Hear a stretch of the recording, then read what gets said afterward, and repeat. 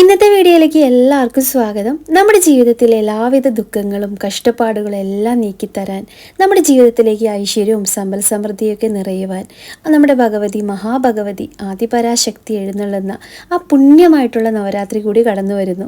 അപ്പോൾ തിങ്കളാഴ്ചയാണ് നവരാത്രിയുടെ 1-ാം ദിവസം തുടങ്ങുന്നത്. നവരാത്രിയുടെ ഐതിഹ്യം എല്ലാവർക്കും അറിയാവുന്നതാണ് അല്ലേ?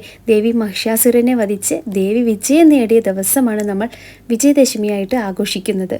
ഈ 9 ദിവസവും വ്രതം എടുത്ത് നിവേദ്യങ്ങളൊക്കെ ദേവിക്ക് സമർപ്പിച്ച് ദേവിയെ നല്ല രീതിയിൽ പ്രാർത്ഥിച്ച് ദേവിയുടെ നാമങ്ങൾ ജപിച്ച് പൂജിക്കുന്ന ഒരാൾക്ക് എല്ലാവിധ ഐശ്വര്യങ്ങളും ഉണ്ടാവും എന്നാണ് പറയുന്നത്. 2025 നവരാത്രി വ്രതത്തെക്കുറിച്ചിട്ടാണ് കേട്ടോ ഞാൻ ഇന്നത്തെ വീഡിയോയിൽ വ്യക്തമായിട്ട് പറയാൻ പോകുന്നത്. വ്രതം എങ്ങനെ എടുക്കുന്നതൊക്കെ വളരെ വ്യക്തമായിട്ട് പറയുന്നുണ്ട്. അപ്പോൾ നമ്മുടെ ചാനൽ ആദ്യമായിട്ട് കാണുന്നത് ആരെങ്കിലും എന്നുണ്ടെങ്കിൽ ഇഷ്ടപ്പെടുവാണെങ്കിൽ ചാനൽ സബ്സ്ക്രൈബ് ചെയ്തിട്ട് കാണാൻ ശ്രമിക്കുക കേട്ടോ. മനസ്സിനെയും ശരീരത്തിനെയും ശുദ്ധമാക്കാൻ വ്രതകാലയളവാണ് നവരാത്രി കാലം അല്ലേ? എത്ര കാലമായി മുടങ്ങിക്കിടക്കുന്ന കാര്യങ്ങളും ഒരിക്കലും സാധിക്കില്ല എന്ന് വിചാരിച്ച കാര്യങ്ങളൊക്കെ നമ്മുടെ ആഗ്രഹങ്ങളെല്ലാം തന്നെ ഈ ഒരു നവരാത്രി ആചരണത്തിലൂടെ സാധ്യമാക്കും.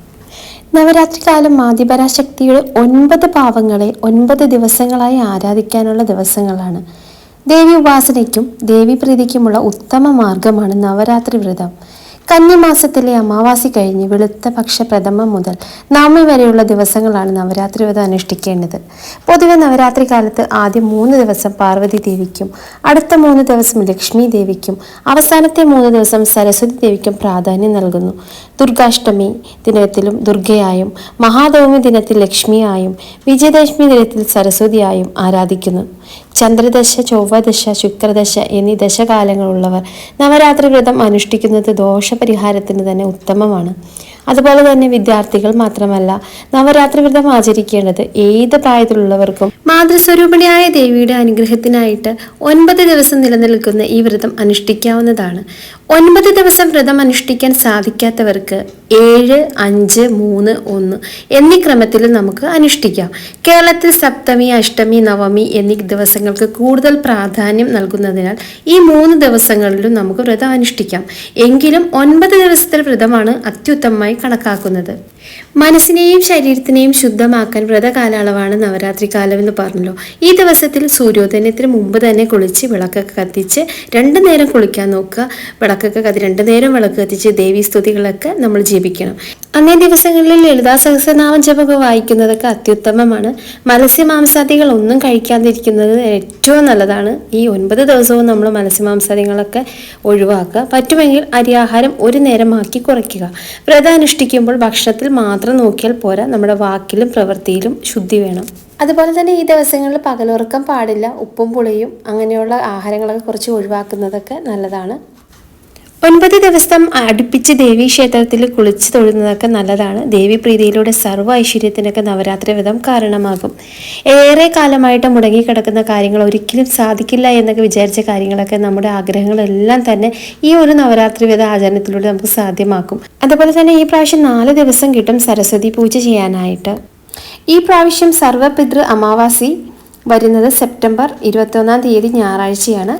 നമ്മൾ എന്ത് വ്രതം എടുക്കുമ്പോഴും തലേ ദിവസം വ്രതം എടുക്കണമെന്നാണ് പറയുന്നത് അല്ലേ? അമാവാസി ദിവസം വ്രതം അനുഷ്ഠിക്കുമ്പോൾ അന്നേ ദിവസം ശിവക്ഷേത്രം ദർശനം നടത്തുന്നതും അതുപോലെ തന്നെ പിതൃപൂജകളും ചെയ്യുന്നതൊക്കെ ശ്രേഷ്ഠമാണ്. സെപ്റ്റംബർ 22 തിങ്കളാഴ്ച മുതൽ ഒക്ടോബർ 2 വരെയാണ് ഈ പ്രാവശ്യം നവരാത്രി തിഥി വരുന്നത്. തിഥിയിലെ ഒരു ദൈർഘ്യം കാരണം ഇത്തവണ 10 രാത്രികൾ കഴിഞ്ഞ് 11ാമത്തെ ദിവസമാണ് വിജയദശമി വരുന്നത്. സെപ്റ്റംബർ 30, ഒക്ടോബർ 1, 2 തീയതികളിലായിട്ടാണ് ദുർഗാഷ്ടമിയും മഹാനവമിയും വിജയദശമിയും അമാവാസിയുടെ കൂടെ ഇരിക്കുമ്പോഴാണ് മൊത്തം 12 ദിവസങ്ങളാണ് നമുക്ക് വ്രതം അനുഷ്ഠിക്കേണ്ടത്.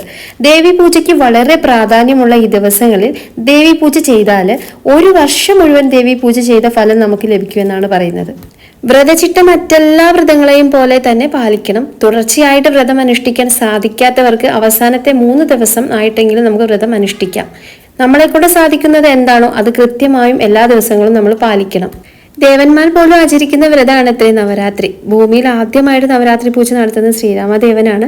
രാവണ നിഗ്രഹത്തിനായിട്ട് നാരദ മഹർഷിയുടെ ഉപദേശം അനുസരിച്ച് എടുത്തതാണ്. സങ്കടമോചനത്തിനും ആഗ്രഹ സാഫല്യത്തിനും ഉത്തമമാണ് നവരാത്രി പൂജ. സകല ദോഷ പരിഹാരത്തിനും പ്രത്യേകിച്ച് നവഗ്രഹ ദോഷങ്ങൾക്കൊക്കെ വളരെ ഉത്തമമാണ് ഈ നവരാത്രി പൂജ ചെയ്യുന്നത്. സകല ദോഷ പരിഹാരത്തിനും പ്രത്യേകിച്ച് നവഗ്രഹ ദോഷങ്ങൾക്കൊക്കെ ഉത്തമമാണ്. കാരണം നവഗ്രഹങ്ങളുടെ അധീപതകളാണ് നവദുർഗമാർ. ഓരോ രാത്രിയിലും നമ്മൾ പൂജിക്കുന്നത് ഓരോ നവദുർഗമാരെയാണല്ലോ. വിജയദശമി ദിവസം വിജയദശമി നക്ഷത്രം ഉദിക്കുന്ന സമയത്ത് ഏതൊരു കാര്യവും നമ്മൾ തുടങ്ങിക്കഴിഞ്ഞാലും അത് പൂർണ്ണ വിജയമാകുമെന്നാണ് വിശ്വാസം. വിദ്യാരംഭം തുടങ്ങുന്നത് പോലെ തന്നെ നമുക്ക് എന്താണോ നമ്മുടെ വിജയം നേടാൻ ആഗ്രഹിക്കുന്നത് ആ ഒരു കാര്യം അന്നേ ദിവസം നമുക്ക് ആരംഭിക്കുന്നത് നല്ലതാണ്. അതുകൊണ്ടാണ് എല്ലാവരും വിജയദശമി ദിനത്തിൽ നമ്മൾ നല്ല കാര്യങ്ങളൊക്കെ ചെയ്യാൻ ശ്രമിക്കുന്നത്. അതുകൊണ്ട് തന്നെ ഈ വിജയദശമി നവരാത്രി എല്ലാവരും നല്ല രീതിയിൽ എടുക്കുക. എല്ലാവർക്കും നല്ലൊരു നവരാത്രി ദിനം ഞാൻ ആശംസിക്കുന്നു. ഇന്നത്തെ വീഡിയോ നിങ്ങൾക്ക് ഇഷ്ടപ്പെട്ടില്ലെങ്കിൽ നമ്മുടെ ചാനൽ ചെറിയൊരു ചാനൽ സബ്സ്ക്രൈബ് ചെയ്യാൻ മറക്കരുത്. അപ്പോൾ അടുത്ത വീഡിയോയിൽ കാണാം. അതുവരേക്കും നന്ദി, നമസ്കാരം.